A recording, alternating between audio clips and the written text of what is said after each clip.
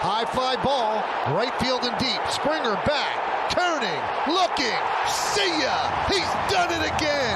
Back-to-back home runs for Lewis, and it's 3-0 Twins. 6,937. That's the amount of days since the Twins last won a playoff game until Pablo Lopez found his inner Johan Santana from 2004 and finally got us a playoff victory. Twins are up 1 game over Toronto. We're going to get into it. Let's go. Well, I hope everybody has woke up late for work because they were up celebrating late, just like all of us at Hot Just Sports were. I was at the game last night. Alex is busy this morning. You're going to get just me, but we're going to go through some highlights. As you can see, I got the Homer Hanky up here. I was at the game as well. Oh my goodness. It was a blast. It was nerve-wracking. I was sweating. My hands were just sweating the whole game. I did not know what was going to happen. And when they brought Griffin Jacks out, I got pretty nervous. But yeah, we're going to get into everything.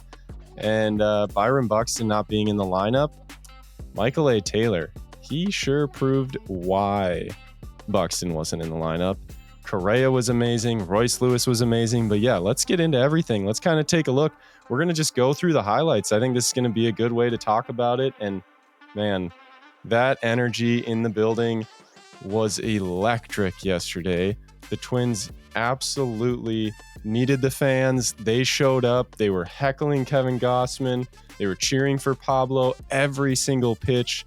I was with my wife at the game and she was absolutely shocked. She's like, wow, I've been to a lot of Twins games and nothing like this before. They would throw a ball and everyone in the stadium would just start booing because they thought the umpire should have called it a strike. And we're going to talk about that as well. The umpire was not in our favor in this game, but Pablo Lopez, it didn't matter. He was absolutely dealing. But it started out in the way that every Minnesota sports fan did not want it to start out. And I had my hands on my head saying, are you kidding me?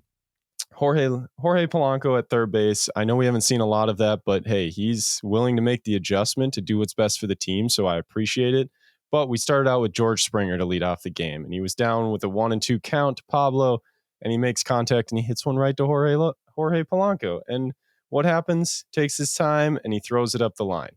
And we get the first error of the game. They get a runner on, and I think most Minnesota sports fans at this moment were looking at this play, seeing what just happened with Jorge Polanco being a part of many of those playoff losses and going, uh-oh, here we go again. And they quickly turned that around. They found a way to get out of the inning, to not make this error cost the game. But it's one of those things. Oh, he's even stepped right on his wrist right there. They're lucky that Springer or Killaroff didn't get hurt. I know Killaroff came out of the game later, but it was not due to any injury. So that's a good sign. But they found a way to get out of this inning. This was huge. There was also a dropped foul ball right before this play that between Killaroff and Kepler that possibly could have been caught. And again, those were 2 plays early in the game that made you go, oh no, please not again, Minnesota. Please don't go to 19-0 and have to have us face Jose Barrios in a game 2 with your season on the line and also the 0 for 20 on the line. That's where my head was at after that error. I was coming into this game confident, had that error, had that drop foul ball, and went, uh-oh, here's Bo Bichette up with a runner on second. But no. Edward Julian comes up, gets a big walk. And as all of you remember, the Piranhas back in 2004, the Minnesota Twin Piranha team, 4 to 6, 7, 8, those teams, they live off of the walks. And now we got our boy, Royce Lewis, saying, you know what? Walks haunt. We hear that in baseball a lot, right? Royce Lewis proved it yesterday. Right there. And now this stadium absolutely erupted. And he hit that thing on an absolute laser line drive. Only 105 miles an hour, which, I know that's fast, but when you're in the stadium, it looked like it was going 130 miles an hour, the speed that thing got out. It was a liner straight over the left field wall. I don't know if you could hit it any lower and hit a home run, honestly, unless your name is Giancarlo Stanton. But his name is Royce Lewis, and he can do it better. Alejandro Kirk, though, right when this happened, everyone around me in the stadium, Michael A. Taylor makes this amazing catch, he had to go a long ways. I mean, I play center field, and I can tell you that is a hard catch to make. But everybody in the stadium around me started going, Byron who? Buxton who? We got Michael A. Taylor. He's got 21 home runs. He's going to get some base hits in this game. He's going to make multiple game-saving catches, including that one, which it's not that was like the game was on the line when he makes that catch, but when you're in playoffs and you make a catch like that, not only does it fire up the entire stadium, it fires up your team, it fires you up, it fires everybody up. Dalton Varsho had a nice little catch there too. A catcher converted to outfielder, not too bad. But again, walks. Twins were using the walks to their advantage, finding a way. Michael A. Taylor, hey, there's nothing better than coming up to bat after you make an amazing play. And that is how you're going to get on base. And awesome defense leads to amazing offense. Another walk? No, should have been. And this is the example of what we were going to talk about. You can see that pitch right there, 87 miles an hour, clearly out of the strike zone. Kirk didn't even really frame it that well, in my opinion. And Julian, knowing that this is game one, that these umpires are going to be around more in the playoffs, he didn't argue. He took his strikeout and he walked away. But he had to have known that was an inside pitch. And actually, if you look at the umpire scorecards, which I'll pull up here in just a little bit, but if you look at the umpire scorecards, they were absolutely very heavily in the favor of the Toronto Blue Jays, overall favoring them by 1.46 runs. And the fact that they only scored 1 run, that proves the Twins are good, man. Twins are good. They found a way to win even with the absolute blown calls behind home plate. The bottom of the second, Gausman to Julian, you got a runner on. I mean, this could have led to bases loaded with Polanco up. And I know everybody in the stadium was thinking, you know what? Bases loaded, Polanco up. Guess what could happen? That means Royce Lewis could come up with the bases loaded. And we all know what happens there. Grand slams. Could be number 6 on his career. He's got 5 already, which you can see in the thumbnail of this, him holding up the 5. That's for the grand slams. I'll make sure we put that in there. But yeah, man, the home plate umpire was not in our favor. You can tell. I mean, Julian's like, oh, Gausman's been thinking, got away with the one there, not great. And I know there's a lot of talk. A-Rod was talking about that the Twins were clearly picking up something on Gausman, according to A-Rod. I don't know if that's true. I think his splitter was just a little all over the place. They might have had something on him, but nobody else was able to pick it up outside of the Twins organization that I've seen yet. I haven't seen any posts about what he was tipping and what he was doing. Maybe that'll come out. But obviously, Pablo Lopez was not tipping anything. I think the Twins were just not looking for that splitter, knowing how good it is. And as soon as they saw that splitter, they're not swinging at it. Guys are guessing what they're going to hit, and they're looking fastball against Gausman. And the Twins have always really beat up on Gausman, even when he was back with the Orioles. I mean, he is, I'm kind of surprised they threw him game 1. I might have thrown Bassett out there if I was them, but I'm kind of shocked as well, but not shocked by this. Royce Lewis. Oh my goodness. Like my arms went straight up in the air the second this happened.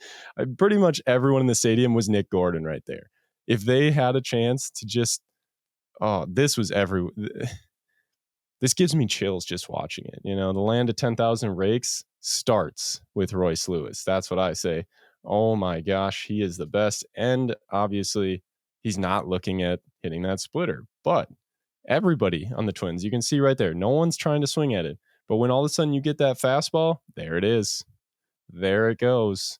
Just hit the pitches you can hit the pitches you can hit. That's what the Twins are doing here. But I mean, this game was still an absolute roller coaster. I know we're only up 3-0, but that's all on the back of pretty much Royce Lewis and this defense doing everything.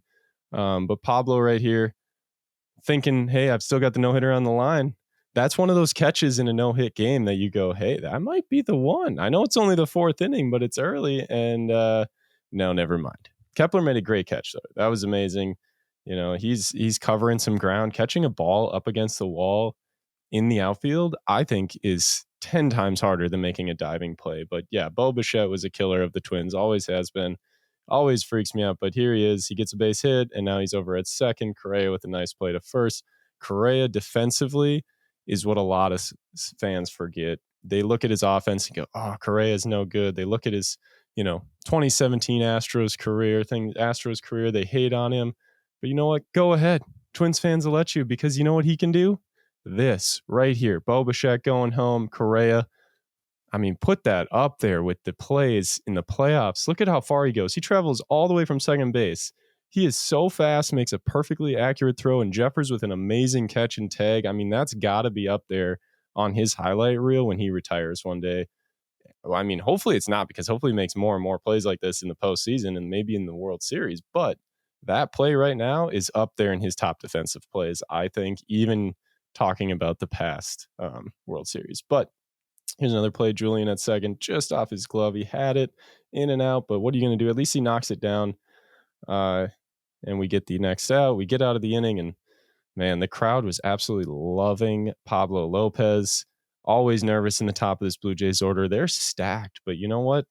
Pablo shut them down. They did not do what they were supposed to do. I mean, everybody thought that this offense was just going to be overpowering teams, that their pitching was, up there in top tier, but the Twins showed that your top tier pitching in Toronto is second to Minnesota. And I'm feeling good going into game 2 right now. I know we got to face Barrios. He's pitched many games here in Minnesota, but we got Sonny Gray, we got Pablo Lopez, and we got Joe Ryan. I would take every one of those guys over Jose Barrios. I loved Jose Barrios when he was here. I was at his debut. He is an emotional pitcher, though. And he makes me nervous because, one, if he gets going, he can get going. But I think that this crowd is going to get on him big time. I think it's going to get in his head. I think the Twins need to get off to an early lead somehow, even if it's 1-0 in the first 3-4 innings. That's all they need for Barrios to have a collapse the third time through the order, if Toronto lets him go that far. I think if they're down, they may not even let Barrios go that far. Pablo goes back out there. He gives up an opposite field hit to Kevin Kiermaier. Absolute professional hitter right there. And Bichette scores this time. Correa is not able to throw him out. But that's all right. 3-1, a couple runners on. What are you going to do? But you're probably going to, you're facing a very good offense, and you got to make the right calls. And I am very pleased with how Rocco did not take Lopez out until after that at bat, because he gave him a chance. He gave him that shot. And that's something that we haven't seen a lot from Rocco. We've seen him get in situations, go, all right, that's it. You're in a situation. You've gone through the order multiple times. I'm going to take you out. But what are you going to do? And he actually, before Jax, he brought in Varland. My apologies. And Varland let up an absolute nuke, is what it looked like, to Matt Chapman. But you know what? This field's a little bigger than you think. And Michael A. Taylor, he's there. He makes the play. But I can tell you, inside that stadium, the fans, they saw that go up in the air and went, oh no, it is at least going to be a tie game here. I thought it was going up off the wall. I didn't think it was going to go out. I know a lot of people did, but Michael A. Taylor, man, again, Buxton who, right? I mean, he is making this look easy. He goes up against the wall right in the middle of, look at that. Right in the middle of the 2023 postseason in the Twins logo. That has to be a poster of some sort of him jumping up on that wall and robbing him of a double. I mean, if you don't have that tall wall there, he's robbing a home run, the amount of height he gets up and the amount of speed it took for him to get there. Very impressive by a center fielder. You really can't ask for much more from Michael A. Taylor. And for a guy who's been around the league, he's a veteran. He's been with the Nationals, been with the Royals. Look at that. Picturesque catch, and look at how easy he makes it look. He doesn't even make it look like he hit the wall. He just makes it look easy. And Louis Varland, so great to see him out there. That's the Minnesota boy. We've got a few Minnesota boys on the team. We got Matt Wallner as well, who I think is going to make a name for himself in this series, if not the next series eventually here in Minnesota, just like Royce Lewis has nationally after what he did yesterday, hitting a home run in his first 2 at-bats. First 2 plate appearances, not even at bats. He's only the 3rd player ever besides Evan Longoria and Mr. former Twin, Gary Gaetti. But they only brought Louis Varland out for 1 at bat. So I think we potentially may see, if we get to a game 3, Varland, maybe even tomorrow, maybe even today with game 2, like we might even see Louis Varland throw 2-3 innings out of relief if needed. He throws some gas. He's a former starter, converted to bullpen guy.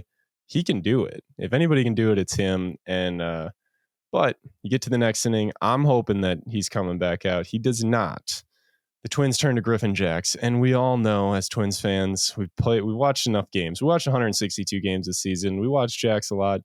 He has some good stuff. Like, he is a professional pitcher, but on this team, in this bullpen, to bring him in high leverage situations, especially when you're in a 3-1 playoff game, and I mean, kind of a must win game, I think, in my eyes, to come out and have him face Vlad Guerrero Jr., I was shaking my head. I think everyone in the stadium was. And right away, right off the bat, boom, we get a leadoff double by Vlad, and he knocks his helmet off, and he's just absolutely pumped, trying to get that entire, the entire Blue Jays bench going. That's what you need. I mean, that's playoff right there. No Dave Schneider yesterday. I see him on the bench. I think he'll be in the lineup today, but Vlad Guerrero really got this team going right there. He thought, Griffin Jax said, no, you didn't. I'm here. Boom. Couple strikeouts, gets down 2 outs. And you can't ask for much more from Griffin Jax. I mean, this was like, you take all those 10 losses on the season, set him aside. He proved himself right here. He gets the out, gets out of the inning after a leadoff double, and this stadium went, wow, thank God. Like, look at every fan right there just looking at each other with a sigh of relief. That's what it was. It was so much more than just a regular closer coming in, a regular reliever. But speaking of closer, I mean, this is so much more than a regular closer. I mean, you got Jhoan Duran. You're thinking Kevin Kiermaier's at the bat. He's thinking, oh, man, you know what? He's going to come out here. He's going to throw 105 mile an hour gas right down the plate. He's looking for gas. And you know what Duran does? He says, no. You try to hit this 88, 90 mile an hour curveball. Look at that, right into the middle of the zone.